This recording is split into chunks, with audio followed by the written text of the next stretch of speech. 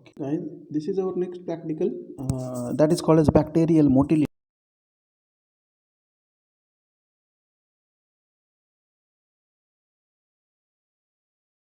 of to see the bacteria in live condition, isn't it? In terms of observation of microorganism in live condition, this practical is very much important. How? I will tell you. Okay. So what is the aim of our practical? Aim of our practical to study the bacterial motility by using hanging drop technique, isn't it? Hanging drop technique मतलब इसमें क्या करते हैं हम, जो bacterial cell suspension है, isn't it? Bacterial cell का जो सस्पेंशन है, isn't it? उसको हम हैंग करते हैं. हैंग मतलब लटकाना है, हमें लटकाना मैं बताता हूँ आपको. ओके. तो यहाँ हमें रिक्वायरमेंट क्या है पहले देख ली थी, पर में एक पूरा एक्सपेरिमेंट हम समझ के लेते हैं. कल्चर, ब्रॉथ कल्चर, 24 घंटे पुराना हमें या 24 घंटे ग्रोन किया हुआ प्रोटियस वल्गैरिस नाम के बैक्टीरिया का एंड इश्चर्शिया कोली नाम के बैक्टीरिया का कल्चर लेना है. उसके बाद लेना है वैसेलियम वैसेलिन और पेट्रोलियम जेली. पेट्रोलियम जेली जो हम ठंड के दिन में, या वैसेलिन जो ठंड के दिन में लगाते हैं ना, कोल्ड टाइम में, इजंट इट, कोल्ड सीजन में जो हम लगाते हैं उसको हम वैसेलिन या पेट्रोलियम जेली भी बोलते हैं. फिर उसके बाद है एपैरेटस, बुंसेन बर्नर लगेगा, इनोकुलेटिंग लूप लगेगा, डिप्रेशन कैविटी स्लाइड लगेगी, कवर स्लिप लगेगा, माइक्रोस्कोप लगेगा. So these are the thing we need for this experiment to see the organism in live condition. Organism को अगर हमें लाइव कंडीशन में देखना है तो हमें ये सारी चीज़ें बिल्कुल ज़रूर लगेगी. ओके. तो प्रिंसिपल क्या है पहले प्रैक्टिकल का, ये समझ में लेते हैं हम लोग. मैं बताता हूँ. तो living organism can be studied to determine natural size. अगर हमें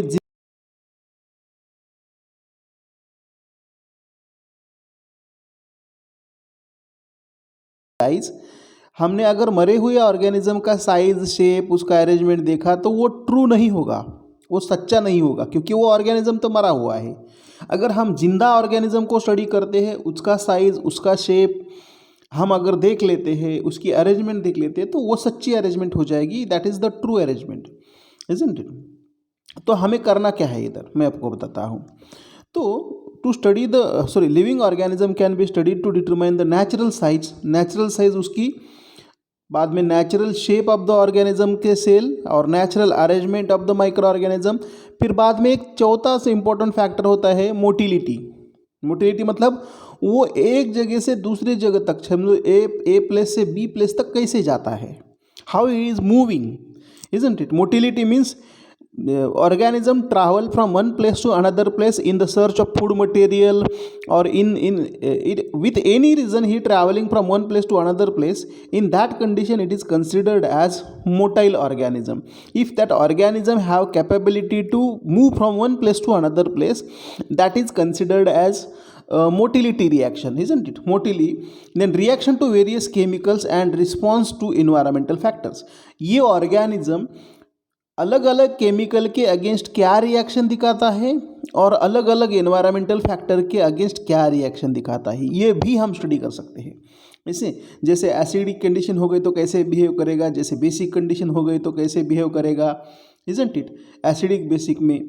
फिर बाद में अगर उसका कोई न्यूट्रिएंट एब्सेंट होता है, न्यूट्रिएंट कम हो गए, तो उस न्यूट्रिशनल स्ट्रेस के बारे में या स्ट्रेस के टाइम में वो कैसे बिहेव करता है.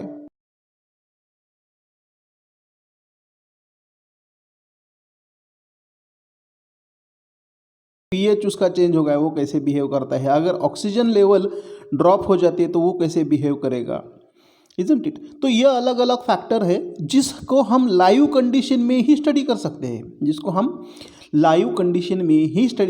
हैं, इजंट इट? तो ये सारी चीज़ें हैं, हम अगर ऑर्गेनिज्म को अगर लाइव कंडीशन में ऑब्जर्व करेंगे तो हम देख सकते हैं या स्टडी कर सकते हैं, है कि नहीं?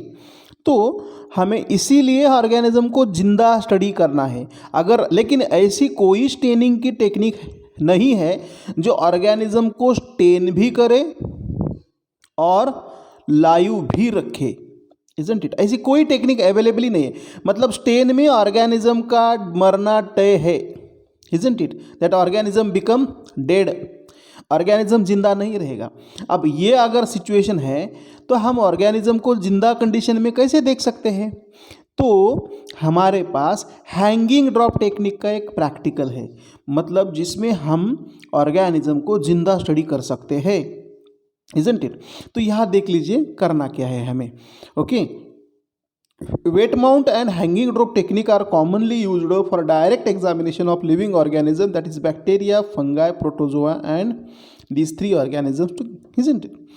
तो हम तीनों ऑर्गेनिज्म को, बैक्टीरिया को, प्रोटोजोआ को और फंगाई को, ये तीनों को हम लाइव कंडीशन में वेट माउंट टेक्निक से या तो फिर हैंगिंग ड्रॉप टेक्निक से स्टडी कर सकते हैं। अब यहाँ सबसे इम्पॉर्टेंट चीज़ ये है कि हमें हैंगिंग ड्रॉप टेक्निक ही क्यों यूज़ करनी है। Hanging drop technique is routinely used, मतलब बहुत ज़्यादा यही यूज़ हो जाती है for bacterial to study the bacterial motility. अगर बैक्टीरिया मोटाइल है या नहीं है ये स्टडी करने के लिए यही एक टेक्निक सबसे ज़्यादा कारगर है। मतलब बाकी वाले भी टेक्निक है लेकिन ये सबसे ज़्यादा कारगर है। And this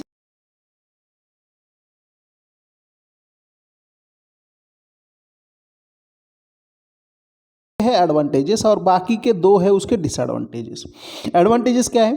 it is easy to study the motility of bacteria in less time, मतलब एकदम ईजी प्रैक्टिकल है। पहला एडवांटेज क्या हो गया?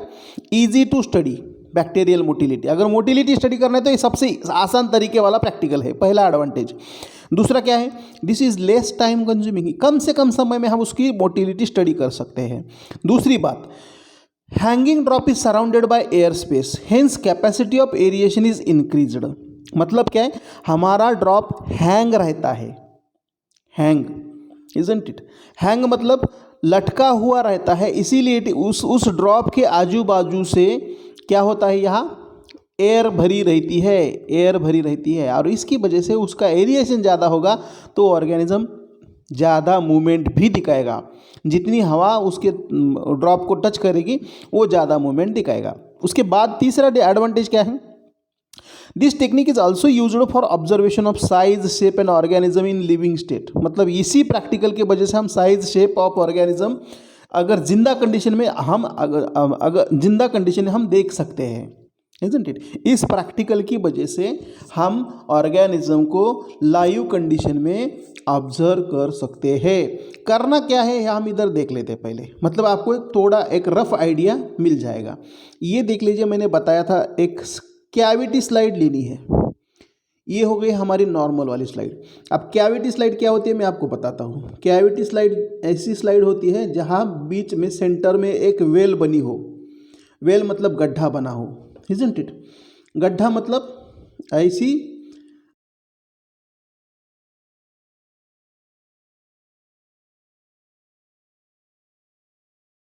वाली स्लाइड। अब मेरे को करना क्या है? कवर स्लिप लेनी है, एक कवर स्लिप छोटी वाली, स्क्वायर वाली या सर्कल वाली भी ले सकते हैं। इसके 4 जगह पर, इस कवर स्लिप के ऊपर 4 जगह, चारों कॉर्नर के ऊपर, इजंट इट? चारों कॉर्नर के ऊपर, इजंट इट? तो चारों कॉर्नर के ऊपर मतलब करना क्या है? मुझे वैसेलिन जेल लगाना है, इजंट इट? थोड़ा मैं क्या करता हूँ, थोड़ा इधर वैसेलिन जेल के लिए कलर चेंज करवा लेता हूँ, इजंट इट? और बाद में ऐसा समझ लीजिए मैंने यहाँ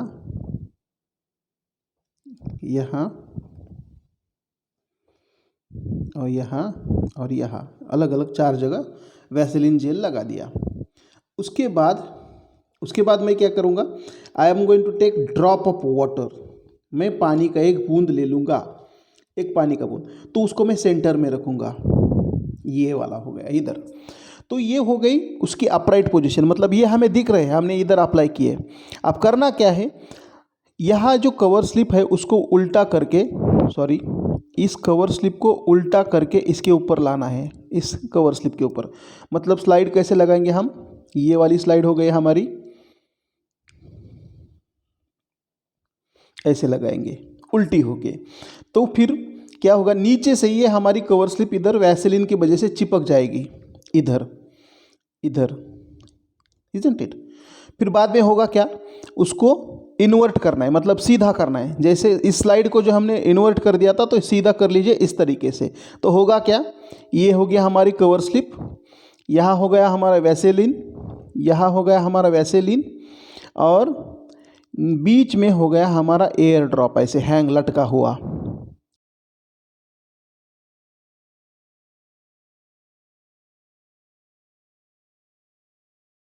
हो गए वैसेलिन, ये हो गया well of slide, isn't it. Cavity बोलते हैं उसको, स्लाइड की कैविटी। तो कैविटी के अंदर आराम से ड्रॉप टहल जाएगा। बाद में क्या है, इधर बीच में जो डॉट डॉट लगा रहा हूँ ना मैं, ये हो गया पूरा हवा, एयर। अगर एयर घूमती रहेगी तो एरिएशन ज़्यादा होगा, एरिएशन ज़्यादा होगा तो क्या होगा, एरिएशन ज़्यादा होगा तो क्या होगा, ऑर्गेनिज्म को मूवमेंट के लिए काफ़ी बढ़िया एनवायरनमेंट बनेगा, इजंट इट। अब लेटेस्ट सी डिसएडवांटेजेस, मैं आपको डिसएडवांटेजेस बता रहा हूँ। हैंगिंग ड्रॉप में be evaporated in short span of time, बहुत जल्दी सूख जाता है, बहुत जल्दी क्या हो जाता है, इवेपोरेट हो जाता है। तो ये हमें ख्याल रखना है कि it should not get evaporated. Then in this technique 3 different refractive indexes are involve, 3 अलग अलग रिफ्रैक्टिव इंडेक्स इन्वॉल्व हो जाते हैं। कौन से? अब जैसे माइक्रोस्कोप पे मैंने एक स्लाइड रखी, तो कौन से रिफ्रैक्टिव इंडेक्स हो जाते हैं लाइट के पाथ में। पहला वाला हो गया एनवायरनमेंट का refractive index, RFL, isn't it, refractive index RI, environment का। बाद में हो गया वाटर का, क्योंकि पानी में ऑर्गेनिज्म है, ड्रॉप में ऑर्गेनिज्म है, तो वाटर का रिफ्रैक्टिव इंडेक्स हो गया। और तीसरा हो गया ग्लास के ऊपर रखा है, इसीलिए ग्लास का refractive index, isn't it, refractive index. तो ये 3 रिफ्रैक्टिव इंडेक्स इन्वॉल्व होने के वजह से थोड़ी बहुत देखने में दिक्कत आ सकती है। 3 अलग अलग रिफ्रैक्टिव इंडेक्सेस इसमें इन्वॉल्व होते हैं। कौन सा वाला, एनवायरनमेंट का, वाटर का जिसमें ऑर्गेनिज्म है, और ग्लास का जिसके ऊपर ऑर्गेनिज्म रखा है, इजंट इट। तो hence a good microscope is not possible with this preparation. थोड़ा बहुत उसमें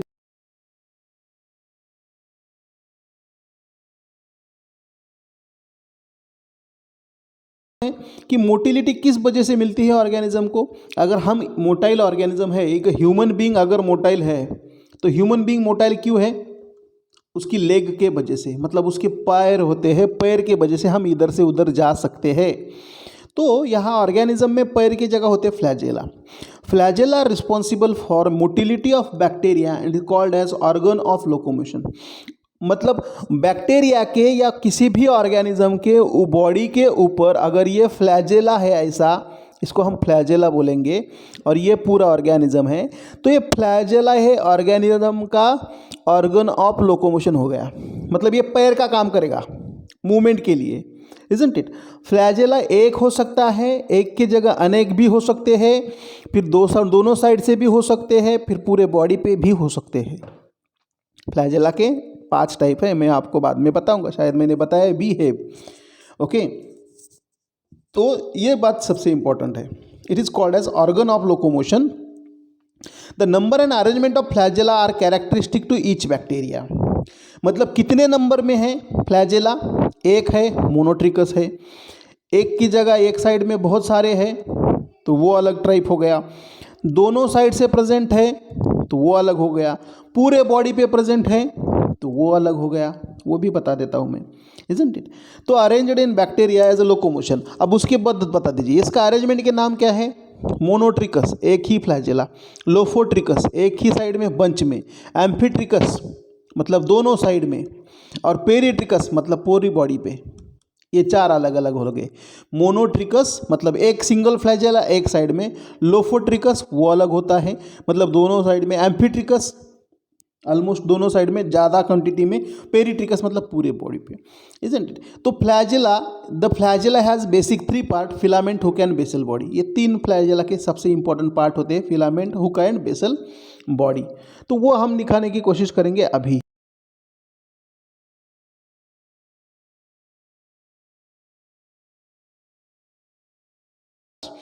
तो ये है बेसल बॉडी, ये पूरी है उसकी basal body.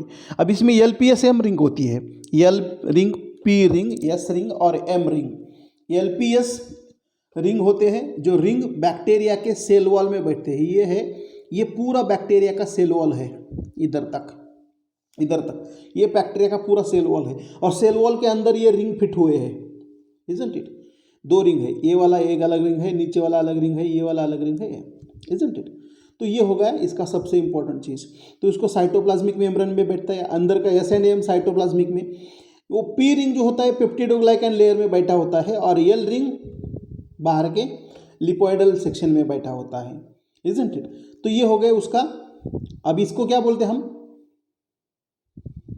Basal body, isn't it. Basal body हम उसके, ये देखिए इधर ये पहला वाला पार्ट हो गया। फिर बाद में हुक, हुक का काम क्या है, ये वाला रीजन हुक को हुक बोला जाएगा, ये वाला रीजन बेसल बॉडी बोला जाएगा, और ये होगा फिलामेंट, इजंट इट। अब इसके आगे होगा फिलामेंट, और ये हो गया हुक, मतलब बेसल बॉडी को और फिलामेंट को जो अटैच करता है उसको हम बोलते हैं हुक। तो इस तरीके की अरेंजमेंट होती है। चलिए प्रोसीजर देख लेते हैं। तो प्रोसीजर क्या है, clean and flame A hanging drop slide, depression slide and place it on the table. क्या करना है, उसको स्लाइड को क्लीन करना है, और बाद में क्या करना है, फ्लेम आउट मतलब स्टरलाइज करके लेना है। Using fine needle make a thin layer of petroleum jelly on A proprietary periphery of cavity slide. आप उन्होंने क्या बताया है, जो कैविटी स्लाइड है हमारी, कैविटी स्लाइड के ऊपर करना क्या है, उन्होंने क्या किया, उन्होंने कैविटी स्लाइड के ऊपर जिधर कैविटी है उसके बाजू में एक सर्कल बना दीजिए पेट्रोलियम जेली का, उसका पेट्रोलियम जेली का सर्कल बना दीजिए। क्या बताया उन्होंने, यूजिंग फाइन नीडल मतलब सुई की मदद से make a thin layer of petroleum jelly on periphery of cavity slide, मतलब जहाँ कैविटी है उसके आजू बाजू में आप क्या कर दीजिए, पेट्रोलियम जेली लगा दीजिए। Clean A cover slip and apply petroleum jelly on each 4 corners of cover slip. जो कवर स्लिप है हमारा, कवर स्लिप के भी चारों कॉर्नर पे हमें पेट्रोलियम जेली लगानी है, isn't it. Using fine needle और मैचस्टिक, मतलब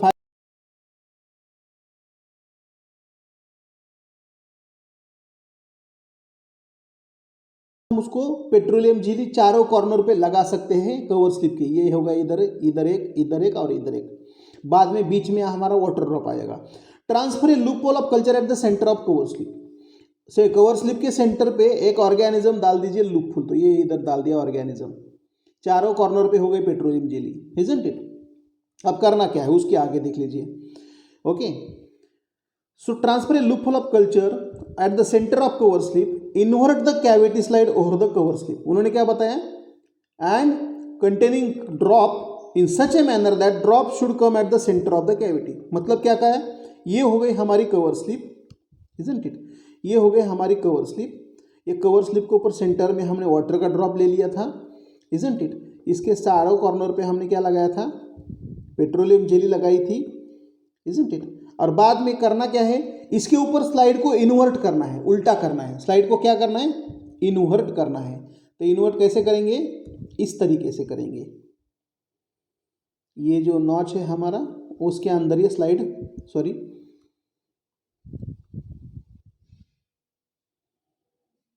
ये हो गया, इधर का पेट्रोलियम जेली वगैरह लग जाएगा इधर, और इसमें ये स्लाइड का ड्रॉप आ जाएगा सेंटर पे। अब ये स्लाइड उल्टी है तो उसको सीधा कर लीजिए। आपको स्लाइड कैसे दिखेगी, ऐसे दिखेगी। सीधी करने के बाद आपको स्लाइड ऐसे दिखेगी। इसके ऊपर ये आपका कवर स्लिप है, और यहाँ ये पेट्रोलियम जेली की वजह से ये आपकी स्लाइड ऐसी हैंग हो गई उल्टी, और इसके अंदर है एयर वाटर ड्रॉपलेट हमारा, इजंट इट, हैंग हो गया, इजंट इट, ओके। तो उसके बाद करना क्या है हमें, allow the cover slip to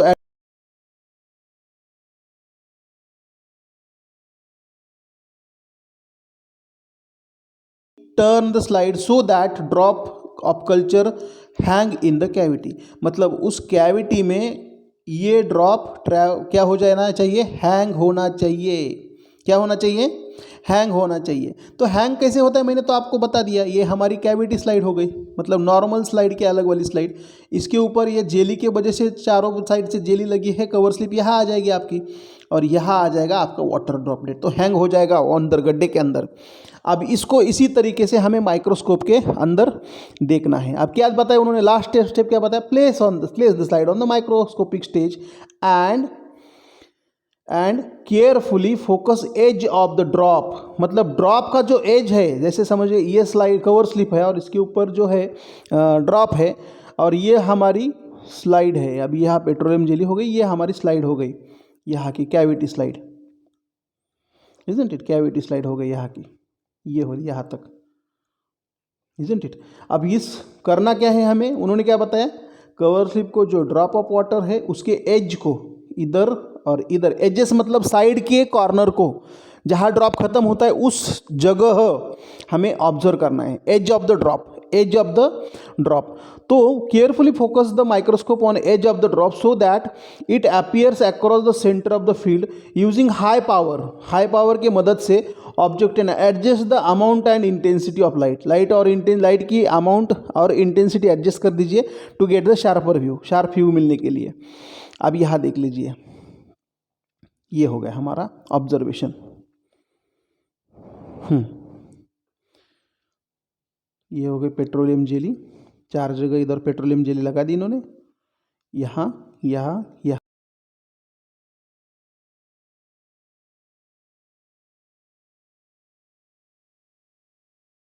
अब यहाँ देख लीजिए ड्रॉप कैसे ऑब्जर्व करना है, थोड़ा अच्छी तरीके से देख लीजिए। ये तो ड्रॉप का एज जो है ना, ये माइक्रोस्कोप की लेंस है, ये सर्कल वाली। मैं आपको बताता हूँ, पहले ये ऑर्गेनिज्म माइक्रोस्कोप के अंदर से दिखने वाला व्यू है, क्या है, माइक्रोस्कोप के अंदर से दिखने वाला व्यू, पूरा व्यू। अब उसमें हमें क्या करना है, एज एट द सेंटर लेना है, उसको स्लाइड को थोड़ा इधर उधर करके या राइट या लेफ्ट करके वो एज को सेंटर में ले आना है। एज को किसके सेंटर को, एज को ड्रॉप के एज को, ये ड्रॉप का एज होगा ये, इजंट इट। अब यहाँ देख लीजिए, ये हमारी स्लाइड है, ये स्लाइड की कैविटी है, यहाँ हमारा कवर स्लिप है और ये हमारा ड्रॉप है। तो यहाँ देख लीजिए काला ड्रॉप का कल्चर है, काला क्या है, ड्रॉप का कल्चर है, कवर स्लिप है वाइट वाली, ये वाली छोटी वाली, पेट्रोलियम जेली है ब्लैक वाली, और डिप्रेशन स्लाइड है, ये कैविटी स्लाइड है, और ये 45x का ऊपर से हम ऑब्जर्व कर रहे हैं, hanging drop technique, isn't it.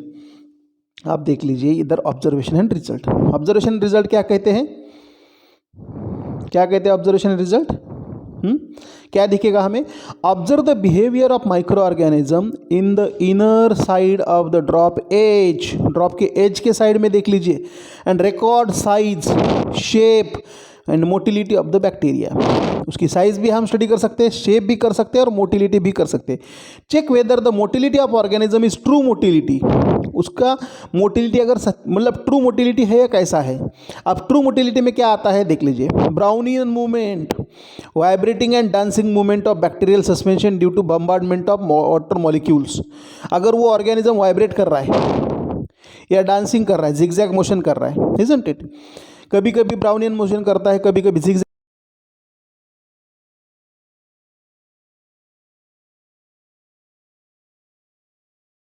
में ऐसे घूमते रहता है, कभी बहुत स्पीड में रैंडमली किधर भी घूमते रहता है ऐसे, इजंट इट। तो कौन से टाइप की मूवमेंट है ये देख लीजिए, isn't it, due to bombardment of water molecule.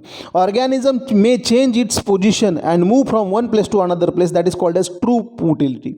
अगर कोई ऑर्गेनिज्म एक जगह से दूसरी जगह जाता है तो उसको बोला जाता है true motility, hence given culture is motel. अगर ऐसा हमें देखने को मिलता है, इसका मतलब क्या है, इसका मतलब है ये ट्रू मोटिलिटी है, सच्ची वाली मोटिलिटी है। समझ में आया। अगर ये कुछ में कोई भी नहीं दिखता है, ऐसा कुछ भी नहीं दिखता है, तो ऑर्गेनिज्म नॉन मोटाइल है। ऑर्गेनिज्म क्या है, नॉन मोटाइल है। So this is all about motility my dear friends. ये सारे मोटिलिटी के बारे में डिटेल्स फीचर हो गए, isn't it? I hope that you have understood this topic properly. Okay, so we will meet in the next lecture. Thank you. Good day.